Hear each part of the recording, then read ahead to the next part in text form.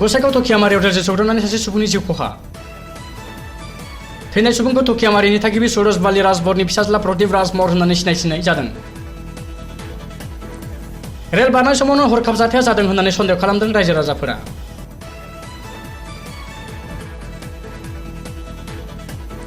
जायगायाव सिगां गंसे रेल लाइन बारस'ग्रा दंमोनब्लाबो बिफानिफ्राय बोखारनानै होनायाव खैफोद गोनाङै बारनो गोनां जादों ओनसोलनि सुबुंफोरा।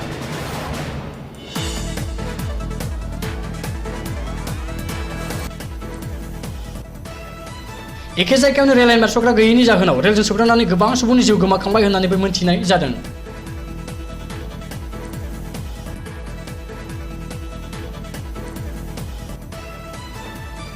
ओनसोलनि सुबुंफोरा जायगायाव थाबैनो रेल लाइन बारस'ग्रा खालामनानै होनो थाखायबो दाबि खालामदों।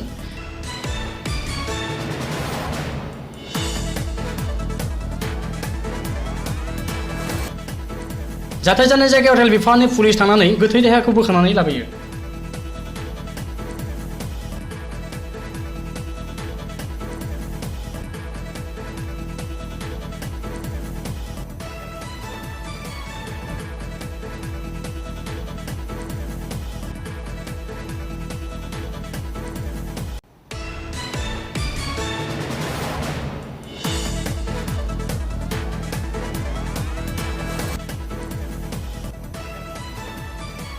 ঘটনাটো ৰাতিপুৱা আমি জানো যে ইয়াৰে এটি ঘৰ ইয়াতে যাবলৈ ধৰিছিল নেকি, এক্সিডেণ্ট হৈ পাৰ হোৱাৰ কাৰণে মৰিছে।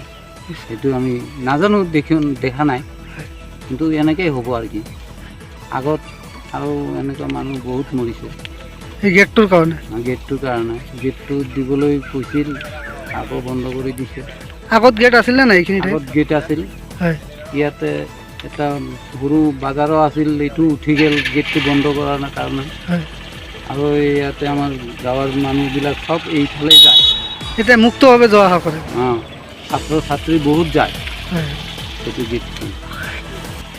আৰু এদিনে 4জন মানুহ মৰিছে ইয়াতে।